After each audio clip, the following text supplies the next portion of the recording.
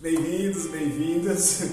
Mas vamos dar continuidade, né, à nossa série sobre a vida de São Maximiliano Kolbe. E fazendo um pouquinho uma recapitulação, que a gente já falou sobre a infância dele, né, com São Maximiliano Kolbe, o menino. A gente falou do nascimento, dos pais, da personalidade dele, da aparição de Nossa Senhora com as duas coroas e o despertar vocacional. E a gente vai dar continuidade agora, depois quando ele já entra no seminário dos franciscanos conventuais e para fazer a experiência, né? Exatamente. E aí a partir daí então aqui a gente já começa a falar de Raimundo até um determinado ponto. Isso. E depois Maximiliano. Então aí depois que a gente vai entrar, né, no nome religioso dele de Maximiliano. Então, como que ele era como estudante, né? Que ele foi, quando eles entram no seminário franciscano, todos, eles têm que começar a estudar. Mas antes disso, os relatos que tem da vida de São Maximiliano Kolbe, dos seus companheiros, seus irmãos frades, era que ele era muito inteligente, generoso, criativo e persistente. Então, essa era algumas das características que tinha ele como pessoa e depois também que vai guiar ele como estudante. Exatamente. E um dos relatos muito interessantes que se dá de Raimundo Kolbe é que ele tinha sempre umas matérias que ele sempre gostava muito, né, Rafa? Que era matemática, física e química. Química aí também é a geometria, né? Que ele você sabe que essas matérias eu tive tão dificuldade na escola. Ah, é? Oh, meu Deus do céu. São Maximiliano, coitadinho, ficava careca comigo. Eu rezava pro São Maximiliano Kolbe me ajudar. Gente, até hoje, eu confesso a vocês, eu sou ruim em matemática, física e química, viu? São matérias que nunca me agradou. E diferente do Padre Toninho, ele era muito aplicado a essas matérias. E diz que ele fazia algumas perguntas assim que os professores ficavam até chocados, né, com a inteligência dele. Mas, mais que isso, ele ajudava os amigos dele que tinham dificuldade nessas matérias. Olha que generosidade, né? Ele não ficava somente para ele.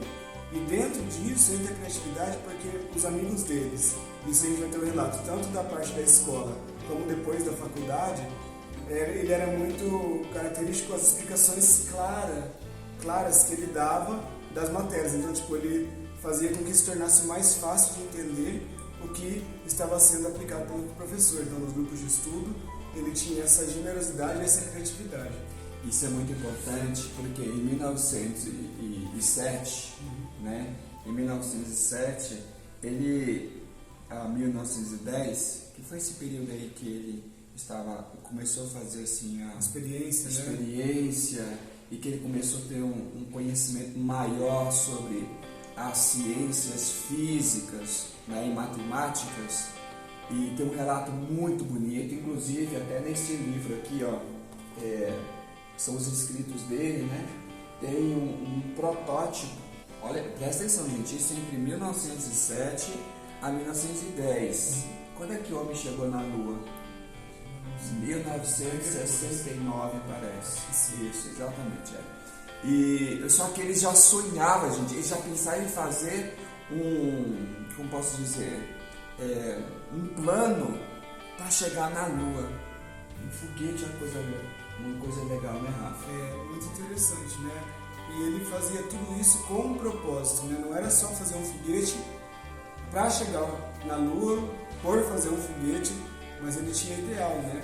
Ele queria fazer isso para de alguma forma evangelizar. Então ele já tinha um fio condutor que regia a vida dele. E além do mais, ele se preocupava muito também com o futuro da Polônia, né? Ele com o futuro da Polônia, a questão política também, né? Eles discutiam entre eles como libertar Leópolis, né? Do poder russo, essas coisas assim. Então, ele tinha muitas preocupações, mas ao mesmo tempo ele carregava consigo uma grande prudência. Isso. Ele sempre foi um jovem muito prudente. Muito prudente e persistente também, né? É. E pra gente ver que a gente vai falar um pouquinho na sua frente da Missa Imaculada, da consagração e tudo mais, mas para ele já vivia isso de alguma forma. Então, como a gente falou que tem um fio, o Toninho que gosta de usar essa palavra de fio condutor, né? Uma medula que conduzia... Fio de ouro, né? Fio de ouro que conduzia a vida dele, era uma consagração como ideal. Mas ele não expressava isso. Ele já tinha com ele, mas ele ainda não tinha colocado em prática, externado, né? Mas ele tinha uma consagração e essa consagração era o ideal dele, e fazia com que ele tivesse essa motivação. Né? E durante esse tempo aí ele teve muitas dificuldades, né? Mas uma coisa muito interessante que a gente lendo o perfil dele, a gente lendo um pouco o seu modo de agir diante das situações, a gente percebe que ele não ficava deprimido, não, ele não dava lugar à tristeza, né? Ele, além do mais, exatamente, ele dizia sempre alegremente, da próxima vez vai dar certo. Isso é muito bonito para a gente trazer para a nossa vida, né? De ter perseverança, persistência, que nem sempre as coisas vão dar certo de primeira para nós, né? Então, pegar essa inspiração de então Raimundo, Kolbe ainda, né? Dessa persistência. E além disso aí a gente volta a falar um pouquinho daquela situação humana, né? Do conhecimento humano dele, que ele era uma pessoa assim que ele não tinha temperamento, aliás, ele sempre tinha um temperamento sereno, prazeroso diante das circunstâncias adversas da vida. Como o Rafael falou, então isso aí até nos ensina nesse tempo de pandemia que nós estamos vivendo, né? Não sei o tempo que você vai estar vendo esse vídeo, né? Sempre a gente vai ter uma realidade nova e um desafio novo. Ou o desafio que você está vivendo na sua vida, aquele momento difícil que você está vivendo na sua vida. Então, seria bom você parar e pensar nessa característica de Maximiliano Kolbe, de Raimundo Kolbe, né? De ter essa serenidade, de ter essa prudência em resolver as coisas, em enfrentar as coisas adversas da vida, que são inevitáveis. E isso ele só conseguia porque ele tinha uma vida de oração e essa consagração, até então não expressada, mas essa consagração que ele tinha. Então ele não conseguia do nada ser reflexivo ou ser sereno nessas situações, mas ele tinha isso por causa da vida de oração. Então ele tinha ideal e esse ideal motivava ele então para ser assim. Mas uma coisa muito interessante que a gente também observa dele nesse sentido é que quando ele tinha alguma tristeza no coração, ele não mencionava essa tristeza. Isso é muito interessante. Ele não mencionava essa tristeza por quê? Mas ele tinha um autocontrole de si mesmo. Ele sabia controlar, contornar aquela situação. E isso tem que deixar muito claro que não é deixar de viver a tristeza. Que na nossa vida temos momentos difíceis e nós temos que pegar com a mão, tocar esse momento difícil para viver bem e saber contornar e saber lidar com isso como ele fazia. Mas isso eu acredito, sabe por que eu acredito nisso aí?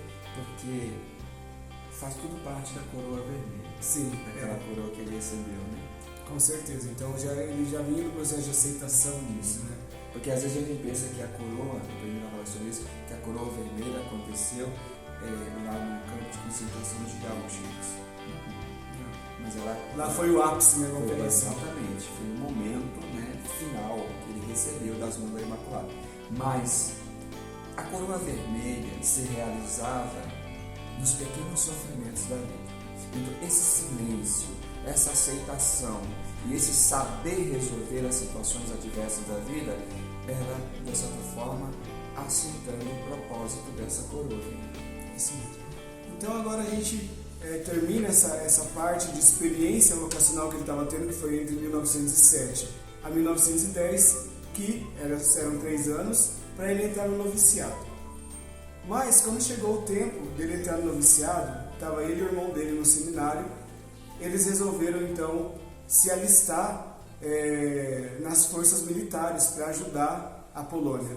Como um bom polonês, ele era muito patriota e ele queria se alistar para ajudar com a criatividade dele que ele tinha, né, das invenções e tudo mais, para ajudar a Polônia no exército. E o que aconteceu quando eles resolveram fazer isso e deixar o seminário? Ele com o irmão dele estavam prontos para falar com o reitor, e quem chega naquele momento